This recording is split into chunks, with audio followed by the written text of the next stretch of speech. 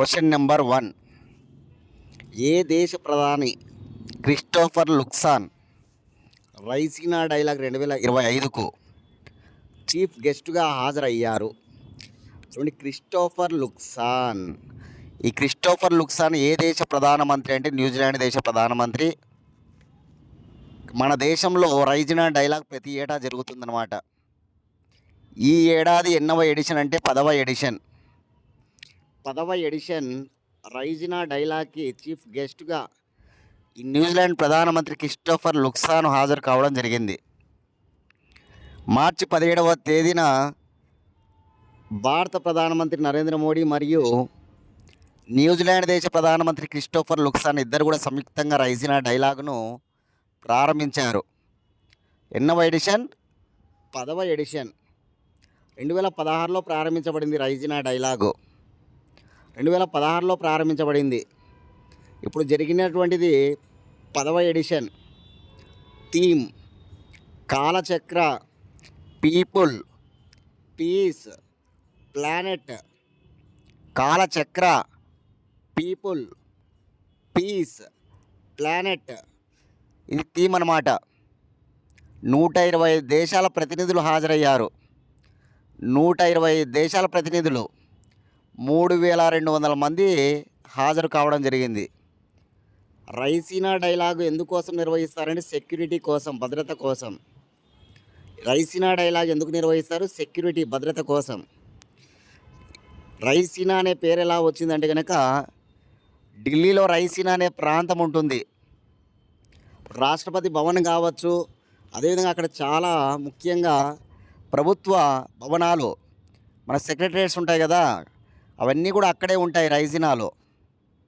అందుకే అక్కడ జరుగుతుంది రైజినా డైలాగ్ అనమాట. కాబట్టి గుర్తుపెట్టుకోవాలి, ఈ ఏడాది చీఫ్ గెస్ట్ ఎవరంటే న్యూజిలాండ్ ప్రధానమంత్రి క్రిస్టోఫర్ లుక్సాన్. పోయిన ఏడాది గ్రీస్ ప్రధానమంత్రి వచ్చాడు ముఖ్య అతిథిగా. పోయిన ఏడాది రైజినా డైలాగ్కి గ్రీస్ ప్రధానమంత్రి రావడం జరిగిందనమాట. సరే, నా నుంచి మీకు ఒక క్వశ్చన్ ఏమిటంటే, మనందరికీ తెలుసు ఈ ఏడాది జనవరి 8 నుంచి జనవరి 10వ తేదీ వరకు 3 రోజులు 18వ ప్రవాస భారతీయ దివాస్ జరిగింది. ప్రవాస భారతీయ దివాస్, ఎన్ఆర్ఐ దివాస్. ఎప్పుడు? జనవరి 8 నుంచి జనవరి 10వ తేదీ వరకు. డయాస్పోరా కాంట్రిబ్యూషన్ టు ఏ వికసిత్ భారత్ అనే థీమ్. జనవరి నెలలో మనం చక్కగా చెప్పుకున్నాం దీని గురించి. డయాస్పోరా కాంట్రిబ్యూషన్ టు ఏ వికసిత్ భారత్ అనే థీమ్ అనమాట. ప్రతి ఏటా జరుగుతుంది. ఈ ఏడాది 18వ జరిగింది ప్రవాస భారతీయ దివాసు. ఎక్కడ జరిగిందంటే ఒరిస్సాలోని భువనేశ్వర్లో జరిగింది. ఒరిస్సాలోని భువనేశ్వర్. దానికి చీఫ్ గెస్ట్గా విచ్చేసినది ఎవరు? ఓకేనా? 18వ ప్రవాస భారతీయ దివాస్కు చీఫ్ గెస్ట్గా విచ్చేసిన వారు ఎవరు? కామెంట్ బాక్స్లో మీ సమాధానాన్ని తెలియజేయండి, చూద్దాం. కామెంట్ బాక్స్లో మీ సమాధానాన్ని తెలియజేయండి, చీఫ్ గెస్ట్ ఎవరో. అదేవిధంగా ఈ ఏడాది రిపబ్లిక్ డే, గణతంత్ర దినోత్సవ వేడుకలకు చీఫ్ గెస్ట్గా వచ్చింది ఎవరు? కామెంట్ బాక్స్లో మీ సమాధానాన్ని తెలియజేయండి. చాలా చాలా ఇంపార్టెంట్. ఆ రెండు కూడా గుర్తుపెట్టుకోవాలి. ఓకేనా? సెర్చ్ చేయండి, లేకుంటే నోట్బుక్లు తిరిగేయండి, మీకు కనిపిస్తారు. గుర్తుపెట్టుకోండి మళ్ళీ ఒకసారి. Second question. స్టార్టప్ ప్రవేగ్ రక్షణ రంగం కోసం తయారు చేసిన ప్రపంచంలోనే తొలి ఆపరేషనల్ ఎలక్ట్రిక్ వెహికల్ ఏది? చూడండి, ప్రపంచంలోనే తొలి ఆపరేషనల్ ఎలక్ట్రిక్ వెహికల్ అన్నమాట రక్షణ రంగంలో భాగంగా. చూడండి, ఫస్ట్ అది ఇండియాలో కూడా కాదు, ప్రపంచంలోనే మొదటిది అనమాట. రక్షణ రంగానికి సంబంధించి ఒక ఎలక్ట్రిక్ వెహికల్ తయారు చేయబడింది. కానీ ఇది ఎక్కడైనా కూడా చాలా చక్కగా వేగంగా పనిచేసేటువంటి వెహికల్ అనమాట. కానీ ఇక్కడ కొండ ప్రదేశాలు కావచ్చు, గుట్టలు కావచ్చు, రాళ్ళు ఉన్నటువంటి ప్రదేశాల్లో కూడా చాలా వేగంగా వెళ్ళేటువంటి ఒక ఎలక్ట్రిక్ వెహికల్ అనమాట. ఓకేనా? ఎలక్ట్రిక్ వెహికల్ అనమాట. ఓకేనా? కాబట్టి ఆల్ టెరైల్ వెహికల్ అనమాట. అంటే ఎక్కడైనా కూడా వెళ్ళగలదనమాట. అటువంటి వెహికల్ తయారైంది. కానీ ఎవరు తయారు చేశారంటే బెంగళూరుకు చెందినటువంటి ఒక స్టార్టప్ కంపెనీ. ఆ కంపెనీ పేరు ఏంటంటే, అంటే ఆ సంస్థ పేరు ప్రవేగ్. వాళ్ళు తయారు చేశారు రక్షణ రంగానికి సంబంధించి. రక్షణ రంగము అప్రిషియేట్ చేసిందనమాట ఈ సంస్థను. దానిలో భాగంగా మనకు ఒక గొప్ప పురస్కారాన్ని కూడా అందజేశారనమాట. ఐడెక్స్ అనేటువంటి పురస్కారం. ఐడెక్స్ అనేటువంటి పురస్కారాన్ని కూడా అందజేయడం జరిగిందనమాట. కాబట్టి ఈరోజు వార్తల్లో ఉంది. కానీ ఆ పేరు మనం గుర్తుపెట్టుకోవాలి. ఎలక్ట్రిక్ వెహికల్ పేరు ఇక్కడ అడిగినాం మనం. ఆన్సర్ ఇక్కడ వీర్ అనమాట. వీర్. ఒక వీరుడు యుద్ధభూమిలో ఎలాగైతే ఒక వీరుడు పోరాడతాడో అలా ఈ వెహికల్ కూడా అన్ని ప్రదేశాలలో చాలా వేగంగా వెళ్తుంది. రక్షణ రంగంలో చాలా బాగా ఉపయోగపడుతుంది అనమాట. అందుకనే వీర్ అనమాట వెహికల్ పేరు, ఎలక్ట్రిక్ వెహికల్ పేరు. ఇది గుర్తుపెట్టుకుంటే సరిపోతుంది. మీరు రక్షణ రంగానికి సంబంధించి చాలా వెరీ ఇంపార్టెంట్ అంశం. నిన్నటి క్లాస్లో నేను చెప్పా, క్వశ్చన్ అడుగుతున్నా ఇప్పుడు మీకోసమే. DRDO, defence research development organisation, BEL, Bharat electrical limited, ఈ రెండు సంస్థలు కలిసి ఒక ఇండియన్ ఎయిర్ ఫోర్స్ కోసం, మన భారతదేశ ఎయిర్ ఫోర్స్ కోసం ఒక ర్యాడర్, ఆ ర్యాడర్ పేరు అశ్విని అనమాట. అశ్విని అనేటువంటి ర్యాడర్ తయారు చేస్తూ ఉన్నారు. దీనికోసం రక్షణ రంగము కొంత నిధిని కేటాయించిందనమాట. అది ఎంత అనేది కామెంట్ బాక్స్లో మీ సమాధానాన్ని తెలియజేయండి. బిఈఎల్, డిఆర్డిఓ వారికి మన భారత రక్షణ మంత్రిత్వ శాఖ అశ్విని ర్యాడర్ల తయారీ కోసం ఎంత నిధులు కేటాయించింది? నేటి క్లాస్లో నేను చెప్పిన ఓకేనా. కామెంట్ బాక్స్లో మీ సమాధానాన్ని తెలియజేయండి, చూద్దాం. Question number 3. Global intelligence chief summit 2025 ఎక్కడ నిర్వహించబడినది? చూడండి, global intelligence chief summit. Global intelligence chief summit 2025 ఎక్కడ నిర్వహించబడింది అంటే కనుక న్యూఢిల్లీ. ఇంటెలిజెన్స్ అంటున్నాం, చాలా ఇంపార్టెంట్. ఇది 4వ ఎడిషన్ అనమాట. 2022 నుంచి ప్రారంభించబడ్డాయి ఈ గ్లోబల్ ఇంటెలిజెన్స్ సమ్మిట్స్ అనేటువంటివి. ఇది 4వ ఎడిషన్ అనమాట. అజిత్ దోవల్ భారతదేశ జాతీయ భద్రతా సలహాదారుడు, నేషనల్ సెక్యూరిటీ అడ్వైజర్ అనమాట. ఎవరు? అజిత్ దోవల్. ఆయన ఆధ్వర్యంలో ఇది నిర్వహించబడింది.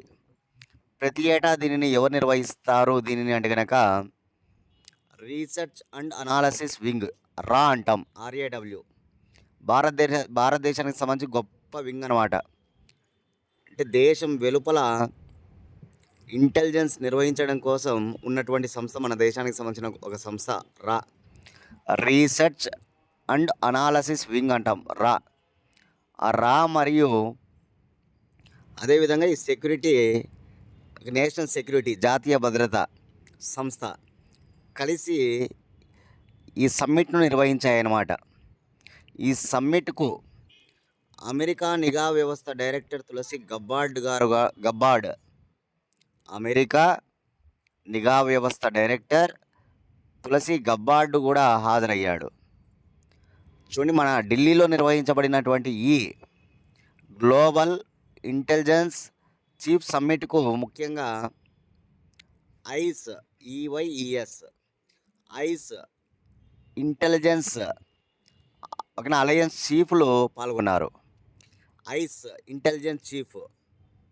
చూడండి, ఐస్ ఇంటెలిజెన్స్ అలయన్స్ అనేది ఒక కూటమి ఉంటుందన్నమాట. ఇందులో 5 దేశాలు ఉంటాయి. ఈ ఐస్ ఇంటెలిజెన్స్ అలయన్స్ అంటే కూటమే కదా. ఇందులో 5 దేశాలు ఉంటాయి అన్నమాట. America, Canada, Australia, United Kingdom, New Zealand. ఈ 5 దేశాల ఇంటెలిజెన్స్ చీఫ్లు హాజరయ్యారనమాట. మన దేశంలో జరిగినటువంటి ఈ ఇంటెలిజెన్స్ చీఫ్ సమ్మిట్లో గుర్తుపెట్టుకోవాలి, ఏ కూటమిలో ఉన్నటువంటి దేశాలు పాల్గొన్నారు చీఫ్లు అంటే ఐస్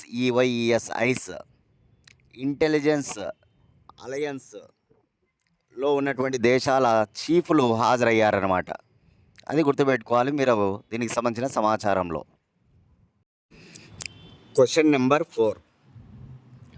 భారత్లో తొలి ఇన్స్టిట్యూట్ ఆఫ్ క్రియేటివ్ టెక్నాలజీ ఎక్కడ ప్రారంభమైనది? భారతదేశంలో మొట్టమొదటి అనే అంశాలు వచ్చినప్పుడు ఇంపార్టెంట్, బాగా గుర్తుంచుకోవాలి. భారతదేశంలో మొట్టమొదటి ఇన్స్టిట్యూట్ ఆఫ్ క్రియేటివ్ టెక్నాలజీ ఎక్కడ ప్రారంభించబడింది అంటే కనుక ముంబై నగరంలో, మహారాష్ట్రలోని ముంబై నగరంలో. చూడండి, ఐఐటి తరహాలో, ఇండియన్ ఇన్స్టిట్యూట్ ఆఫ్ టెక్నాలజీ తరహాలోనే ఈ Indian institute of creative technology ఐఐసిటిని ముంబై నగరంలో ప్రారంభించారన్నమాట. యానిమేషన్ రంగాన్ని, వీడియో గేమింగ్ను మరింత ముందుకు తీసుకొని వెళ్ళడానికి, దాన్ని అభివృద్ధి చేయడానికి, యానిమేషన్ రంగాన్ని మరియు వీడియో గేమింగ్ రంగాన్ని మరింత అభివృద్ధి చేయడానికి, దాన్ని ముందుకు తీసుకువెళ్ళడానికి ఈ ఇండియన్ ఇన్స్టిట్యూట్ ఆఫ్ క్రియేటివ్ టెక్నాలజీని దేశంలోనే మొట్టమొదటిసారిగా మహారాష్ట్రలోని ముంబైలో ప్రారంభించారు. దీనికోసం కేంద్ర ప్రభుత్వం 319 కోట్ల రూపాయలు కేటాయించింది. కేంద్ర ప్రభుత్వం 319 కోట్ల రూపాయలు కేటాయించింది. Question number 5. విఎస్ఎస్సి అభివృద్ధి చేసిన 32 బిట్ మైక్రో ప్రాసెసర్ పేరేమిటి? విఎస్ఎస్సి అభివృద్ధి చేసిన 32 బిట్ మైక్రో ప్రాసెసర్ పేరు విక్రమ్ 3201. విక్రమ్ 3201 చాలా ఇంపార్టెంట్, గుర్తుపెట్టుకోవాలి. సైన్స్ అండ్ టెక్నాలజీలో భాగంగా స్పేస్కు సంబంధించిన అంశం అన్నమాట ఇది. ఓకేనా, సైన్స్ అండ్ టెక్నాలజీలో భాగంగా స్పేస్కు సంబంధించిన అంశం. ఈ 32 బిట్ మైక్రో ప్రాసెసర్ అనేటువంటిది అంతరిక్షయానానికి సంబంధించినటువంటి అవసరాల కోసం తయారు చేయబడినటువంటి మైక్రో ప్రాసెసర్. దీన్ని ఎవరు తయారు చేశారంటే కనుక తిరువనంతపురంలోని, కేరళ రాష్ట్రంలో తిరువనంతపురం ఉంటుంది, కేరళ రాష్ట్రంలోని తిరువనంతపురంలో గల విక్రమ్ సారాభాయ్ స్పేస్ సెంటర్ మరియు చండీగఢ్లోని, పంజాబ్ హర్యానా క్యాపిటల్ చండీగఢ్ అనమాట. ఈ చండీగఢ్లో ఉన్నటువంటి సెమీ కండక్టర్ సెంటర్, చండీగఢ్లోని సెమీ కండక్టర్ సెంటర్ వాళ్ళు కలిసి సంయుక్తంగా ఈ 32 బిట్ మైక్రో ప్రాసెసర్ను తయారు చేయడం జరిగిందనమాట. దీని పేరు ఏమని పెట్టారంటే విక్రమ్ 3201. విక్రమ్ అంటే ఎవరో కాదు, విక్రమ్ సారాభాయ్. ఇస్రోకు మొట్టమొదటి చైర్మన్ విక్రమ్ సారాభాయ్ అనమాట. ఆయన గౌరవార్థమే విక్రమ్ సారాభాయ్ స్పేస్ సెంటర్ అనేటువంటి తిరువనంతపురంలో ఏర్పడింది. ఆయన గౌరవార్థమే ఇప్పుడు విక్రమ్ 3201 అని పేరు పెట్టారు. ఆయన గౌరవార్థమే మన చంద్రయాన్ 3లో భాగంగా 3 ఉంటాయి మనకి. ప్రొపల్సన్ మాడ్యూల్ అని, అదేవిధంగా రోవర్ ప్రజ్ఞాన్ అని, ల్యాండర్ విక్రమ్ అని. ఆ ల్యాండర్ పేరు అనమాట, చంద్రయాన్ 3లో భాగంగా ల్యాండర్ పేరు విక్రమ్. అది కూడా ఎవరు అంటే కనుక విక్రమ్ సారాభాయ్ గౌరవార్థమే. కాబట్టి చాలా very important person Vikram Sarabhai. Question number 6. Potti Sriramulu 58 అడుగుల విగ్రహాన్ని ఆంధ్రప్రదేశ్ ప్రభుత్వం ఎక్కడ ఏర్పాటు చేయనుంది? పొట్టి శ్రీరాములు గారి విగ్రహాన్ని ఆంధ్రప్రదేశ్ గవర్నమెంట్ ఆంధ్రప్రదేశ్ రాజధాని అమరావతిలో ఏర్పాటు చేస్తున్నారు. 58 అడుగులు, గుర్తుపెట్టుకోవాలి. ఎందుకు 58 అడుగులను సూచించారంటే కనుక మనందరికీ తెలుసు, ఆంధ్ర రాష్ట్రం కోసం 58 రోజుల పాటు ఆమరణ నిరాహార దీక్ష చేసి అమరుడైనటువంటి వ్యక్తి అనమాట మన పొట్టి శ్రీరాములు గారు. ఆంధ్ర రాష్ట్రం కోసం తన ప్రాణాలు వదిలినటువంటి వ్యక్తి అనమాట పొట్టి శ్రీరాములు గారు. 58 రోజులు నిరాహార దీక్ష చేపట్టి, కాబట్టి ఆ 58 అడుగుల విగ్రహాన్ని ఏర్పాటు చేస్తూ ఉన్నారు. 2026 మార్చి 16 ఆయన యొక్క జయంతి, 125వ జయంతి. 2026 మార్చి 16 125వ జయంతి సందర్భంగా విగ్రహాన్ని ఆవిష్కరిస్తారన్నమాట. 125వ జయంతి జరగబోతుంది. 1 సంవత్సరం పాటు ఉత్సవాలు చేయాలని కూడా నిర్ణయించింది ఆంధ్రప్రదేశ్ గవర్నమెంట్. అదేవిధంగా పొట్టి శ్రీరాములు నెల్లూరు జిల్లాలో మ్యూజియం ఏర్పాటు అవుతుంది. పొట్టి శ్రీరాములు నెల్లూరు జిల్లాలో మ్యూజియం కూడా ఏర్పాటు చేస్తామని చెప్పి ఆంధ్రప్రదేశ్ గవర్నమెంట్ చెబుతూ ఉందన్నమాట. 1901 మార్చి 16 జన్మించాడు పొట్టి శ్రీరాములు గారు. 1951 మార్చి 16వ తారీఖున జన్మించారు. 1952 డిసెంబర్ 15వ తారీఖున 1952 డిసెంబర్ 15వ తారీఖున ఆయన చనిపోవడం జరిగిందనమాట. 125వ జయంతి గుర్తుపెట్టుకోవాలి. ఇప్పుడు ప్రజెంటు ఒక సంవత్సరం పాటు ఉత్సవాలు పొట్టి శ్రీరాములకు సంబంధించినటువంటి ఉత్సవాలు చేయాలని నిర్ణయించారు. దానిలో భాగంగా విగ్రహం ఏర్పాటవుతుంది. ఎన్ని అడుగులు అనేది గుర్తుపెట్టుకుంటే మీరు 58 అడుగుల విగ్రహం. Question number 7. తెలంగాణలో మొదటి రోప్వే ప్రాజెక్టు ఎక్కడ ఏర్పాటు చేయనున్నారు? తెలంగాణలో మొదటి రోప్వే ప్రాజెక్టు ఎక్కడ ఏర్పాటు చేయనున్నారంటే భువనగిరి పోర్టు, భువనగిరి కోట. చాలా ఇంపార్టెంట్ గుర్తుపెట్టుకోవాలి. ఎందుకంటే తెలంగాణకు సంబంధించి మొట్టమొదటి అనే అంశంతో ఇది ఉంది. భువనగిరి కోట. తెలంగాణ అనగానే మీకు గుర్తుకొచ్చే కోటలు, మనకు గుర్తుకొచ్చే కోటలు గోల్కొండ కోట, వరంగల్ కోట. ఈ గోల్కొండ వరంగల్ కోట తర్వాత అత్యంత ప్రాముఖ్యత, చారిత్రాత్మకమైనటువంటి నేపథ్యం కలిగినటువంటి కోట అనమాట. ఏకశిలా కొండపైన ఉన్నటువంటి భువనగిరి కోట చాలా ప్రాముఖ్యత ఉంటుందన్నమాట. యాదాద్రి జిల్లాలో ఉంటుంది. యాదాద్రి జిల్లాలోని భువనగిరి కోట ఈరోజు రోప్వే ప్రాజెక్టు, మొదటి రోప్వే ప్రాజెక్టు ఏర్పాటు కానుందన్నమాట. 56 కోట్ల రూపాయలతో 56 కోట్ల రూపాయలతో ఏర్పాటు కానుంది. రోప్వేకే ఒక 15 కోట్లు ఖర్చు అవుతుంది. ఇక మిగతా అన్నీ డెవలప్ చేయడానికి, ఆ చుట్టుపక్కల అన్ని డెవలప్ చేయడానికి 56 కోట్లు అనమాట. కాబట్టి గుర్తుపెట్టుకోవాలి.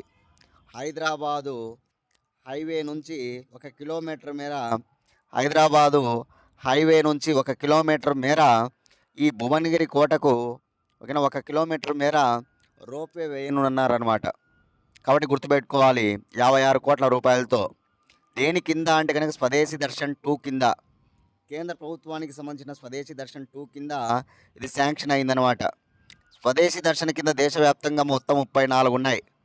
ఆ 34కి 737 కోట్ల రూపాయలు ఖర్చు చేయనున్నారు. 34 ప్రాజెక్టులకి 737 కోట్ల రూపాయలు ఖర్చు చేయనున్నారు. అందులో తెలంగాణ నుంచి 2 సెలెక్ట్ అయ్యాయి.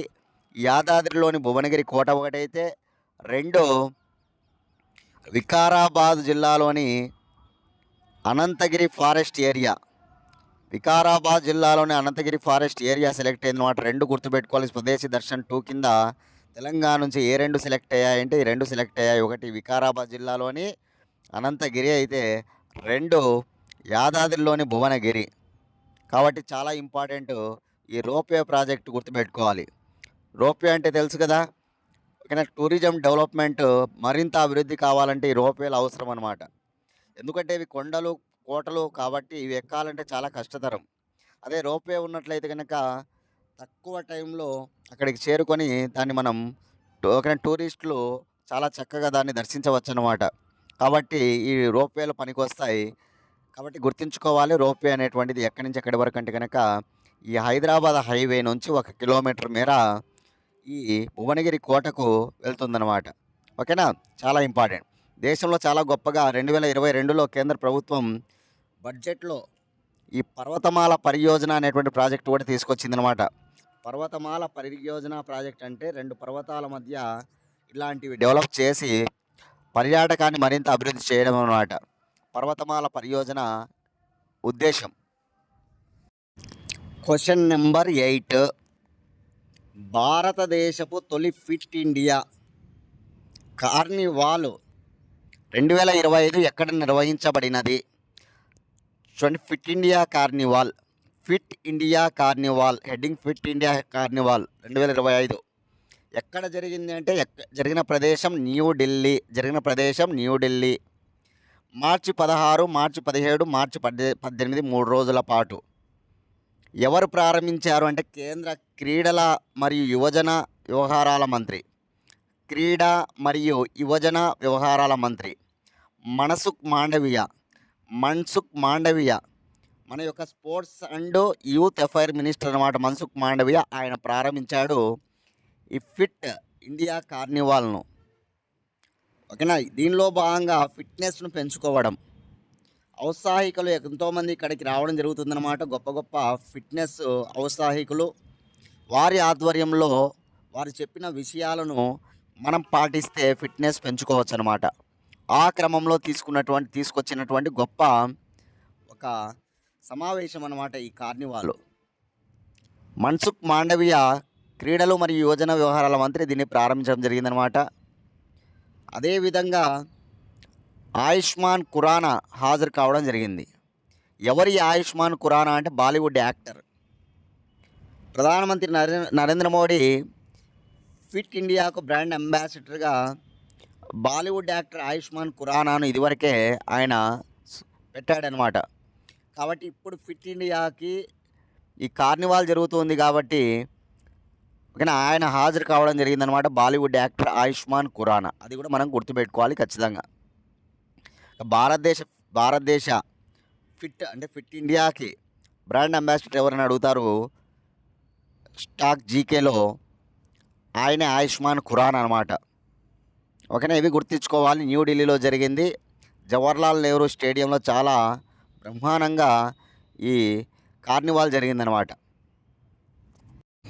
9th క్వశ్చన్, దేశంలో first great Indian coastal cyclothon ఎవరు నిర్వహించారు?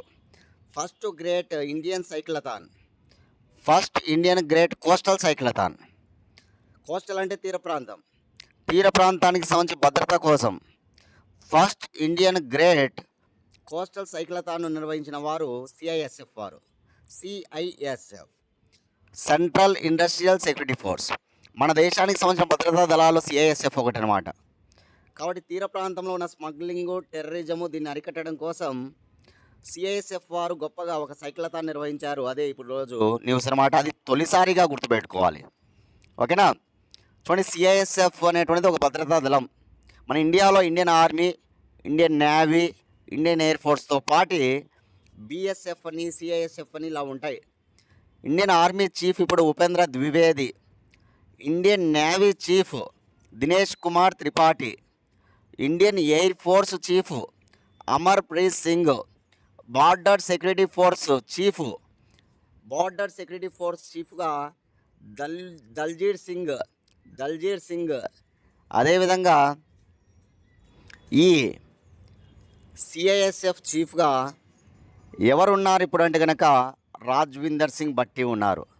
కాబట్టి గుర్తుపెట్టుకోవాలి, మన ఇండియా భద్రతా దళాలకు సంబంధించిన చీఫ్లు ఇప్పుడు నేను చెప్పిన వాళ్ళు. సిఐఎస్ఎఫ్కు రాజ్విందర్ సింగ్ భట్టి ఉన్నారు. చాలా ఇంపార్టెంట్, ఇవన్నీ నోట్ చేసుకోవాలి. నిన్న మార్చి 16వ తేదీ కరెంట్ అఫైర్స్ చేయడం జరిగింది కదా క్లాసు.